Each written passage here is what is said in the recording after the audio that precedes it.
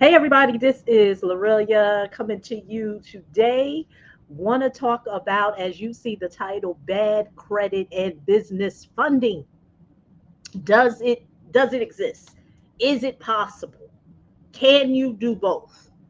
Well, before I go into the topic, I never want to assume that those who are watching are familiar with me and what I do. And so basically, I help real estate investors leverage six figures in business funding to do more deals.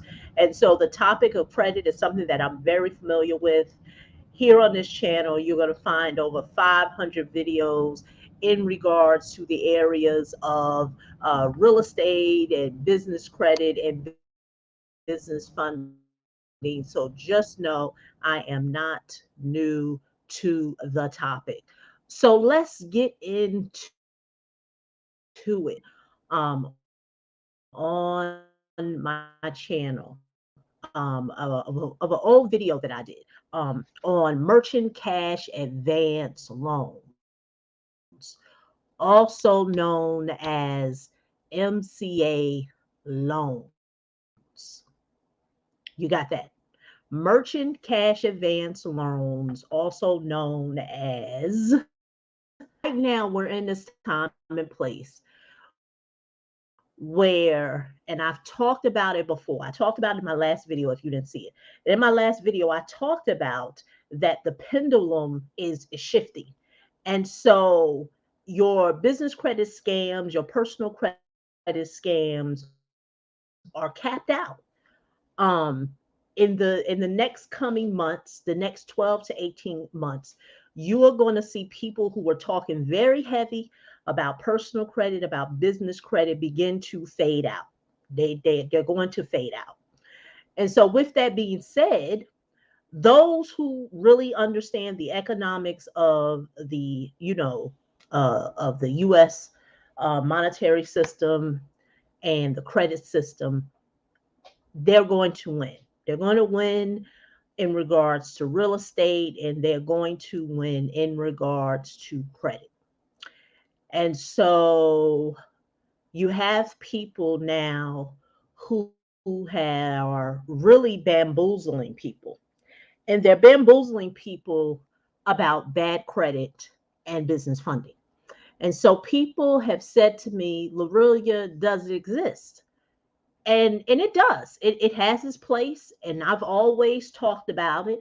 It is not a place where I have decided to take clients of mine in that direction, and I'm going to lay it out in this video. So rest assured, if you are someone with challenge credit, I don't want to say bad, but challenge credit, meaning that you have a low credit score of the low 600s or in the 500s, and you run a business, is it possible for you to get business funding? Yes, it is. It is possible. Oh, well, really, well, if it's possible, then why is it that you don't help, individuals, with that service? Because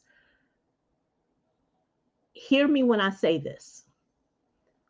The wealth of this country has always been built on the backs of the poor and the disenfranchised people, persons, doesn't matter race, ethnicity, or what have you.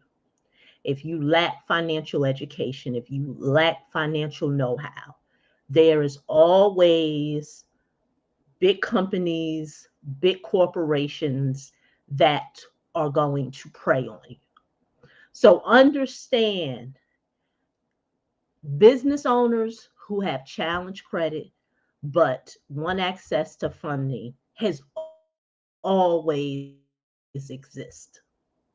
And the reason why it's always exists, and this is what people don't know, is that when it comes to personal credit, you have what's called the FTC, the Federal Trade Commission. The Federal Trade Commission is the US government oversight that sees over the Consumer Financial Protection Board, the FCRA, the Federal Credit Reporting Act, the FDCPA, the Federal Debt Collections Act. All those entities are under the FTC, which in turn means it protects you as a consumer. But on the business side, when you decide to go into business, whether it's a real estate business, whether it's, I don't know, a candy shop, whether it's a car wash or what have you are going into a space where your income, your business is at risk. Is at risk, meaning that there is a good chance that you can start a business and make no money. So, with that being said, there's no government oversight and protection for business owners. And so, there are a lot of loan products out there that, um, hey, how you doing, Curtis? They have a lot of loan products that are pretty much predatory for some business owners.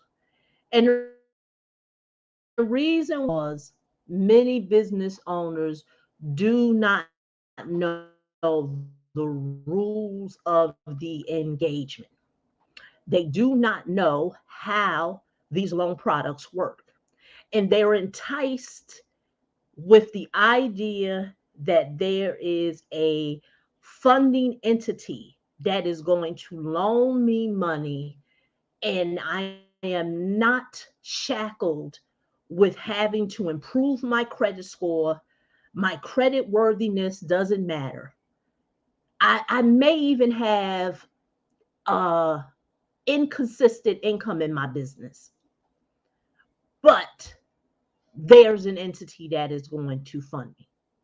And ladies and gentlemen, let me tell you, it does exist. That is where MCA loans come in. So, without calling any names, and I recently saw this very well known personal credit and, business owner that I know, that I've well respected. I recently saw that the person had shouted out companies, and I won't call no names, that business owners could go to if they had clients who had challenged credit, although they may be getting their credit repaired, restored, whatever word you want to use, and that, um, yes, Curtis is on to it. I'm glad that you are engaging, Curtis. Yes.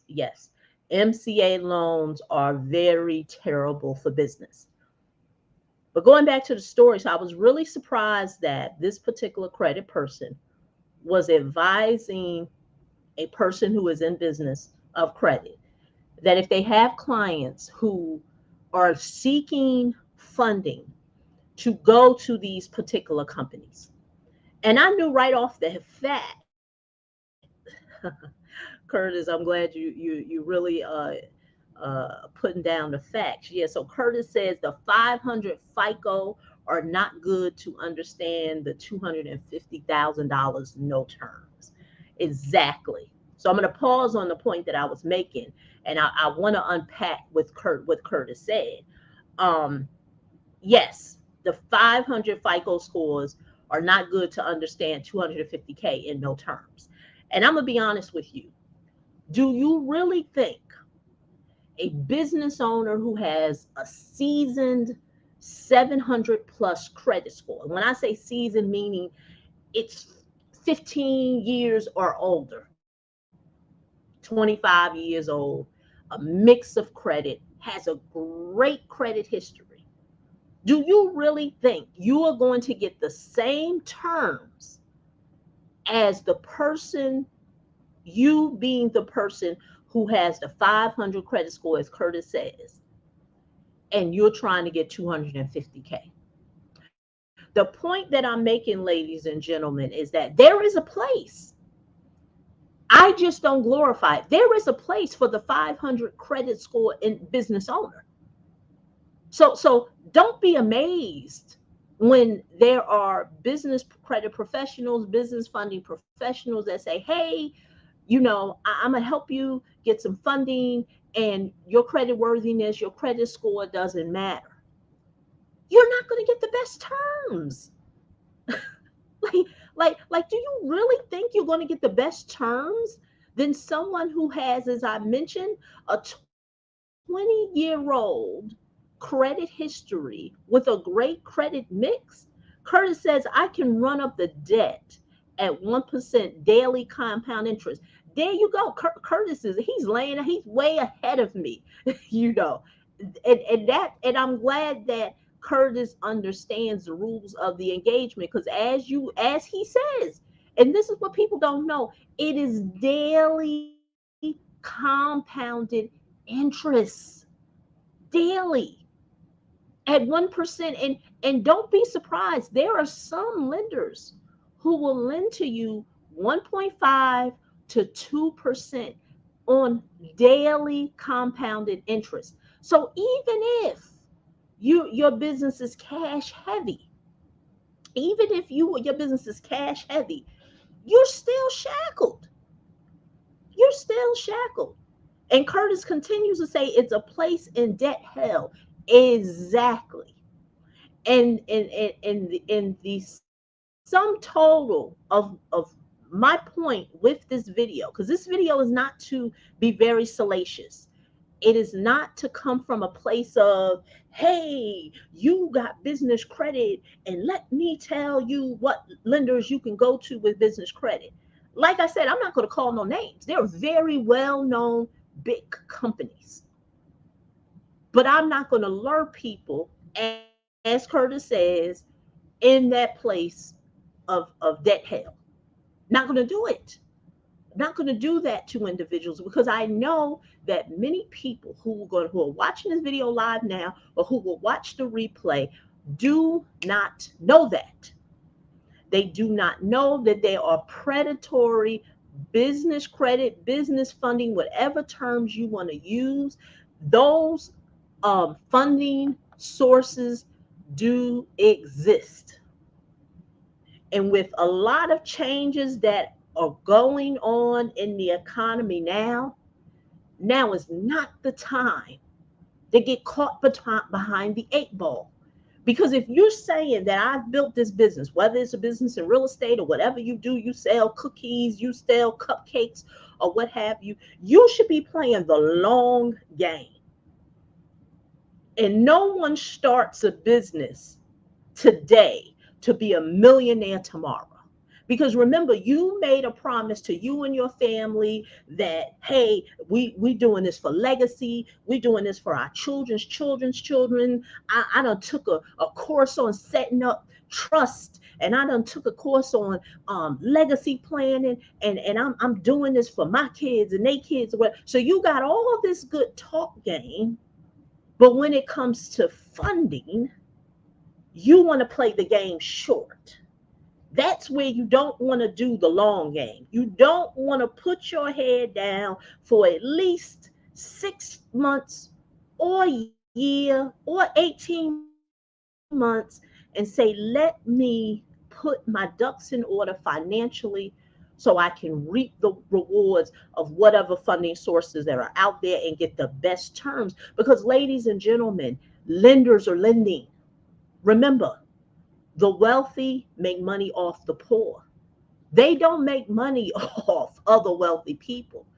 They make money off of individuals who are uninformed and do not know. So let's see. So Curtis was saying, he said, after business of 5 years, you must read the terms. And I'm even going to say before then, know what you're doing. He also says play the long game, reinforcing what I said. Yes, because people talking good. Like you got these great memes that say, "Hey, I'm doing it for my children's children," and people could tell you all about trust and LLCs and all these asset protection strategies that they're putting in place, whether it's for business or for real estate. But when it comes to funding and credit, that's when they want to play the game short. That's when they know for 10 to 15 years of their adult life, they literally tricked out on their credit. They never took it seriously. But now during COVID, you had time to sit down, you took some webinars, you researched online, you may have even read some books, you may have even attended some online workshops, and now you realize, oh man, it's time for me to build my wealth wheelhouse. But then you notice that the one thing you're missing is access to capital, access to credit. Because I've always said, and if you've watched historically on this channel, that personal credit is your launching pad. It is your launching pad because lenders look at behavior. A few videos ago, I talked about the correlation between FICO and you getting funding. And in that video, I talked about lenders measure your financial habits based on FICO metrics, based on FICO's data analytics. Let's see what Curtis is saying. Exactly. Curtis is reinforcing what I'm saying. 18 to 24 months of preparation. Because whether the economists, the money experts are right about whether we in a recession now, we're going to go into, there are going to be some people that's going to be forced to put their head down. And during that time, if you're that person who's going to be forced financially to put your head down, do it in for preparation. Because I wanted to save this point for a whole nother video. But look at where we're going. Interest rates are creeping up. And once again, I'm not being no Nostradamus with in terms of what's going to happen in the future. I don't plan to be no future foresight person, but interest rates are going to go up because the economy has to stabilize. For the last 7 to 10 years, funding and access to capital has been cheap. Now, these are high level conversations for some people. Access to capital and funding has been cheap. Access to get real estate to finance properties has been cheap. And so the best way for the financial experts, the economists of this country, the government, is that they have to rise interest rates. Don't be surprised if we go to double digits. So if you're sitting around waiting for that 3% that was going on a year ago in 2020, and if you didn't capitalize, and this is for the real estate individuals, if you didn't capitalize on real estate back in 2020 when interest rates was under 4%, sorry, I can't see that happening no time soon. No time soon. Yes, I'm going to go back up here, but I just want to show you because Curtis is saying, yes, the government has pumped in cash since 2009. Exactly. Exactly. Exactly. So let's look at what happened. 2008, we had the real estate crash. And after that, to stimulate the economy, what happened? Access to capital got cheap. Dodd-Frank was put in place, which was supposed to balance out, of things in the finance arena. But what gave birth to that? What gave birth to that was fintech. And so that's what created you being able to now get funding, get loans, get credit from lenders online. That birthed all that. So access to capital was cheap. And so Curtis later on says,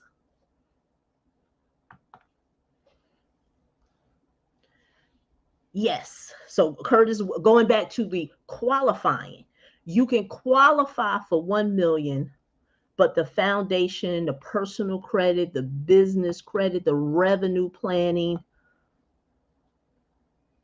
make sure I show it on the screen.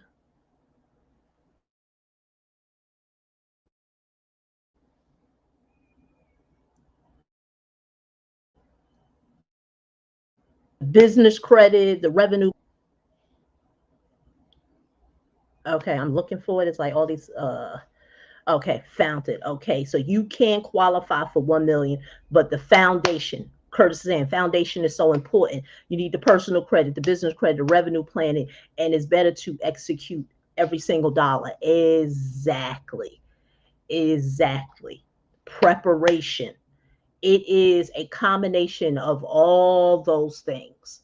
But as this video points out, there are lenders willing to lend to you with your bad credit, but you are going to pay the price. There's no free lunch. You are going to pay the price. So, ladies and gentlemen, that's all I have for you. That is all. I wanted to make that point.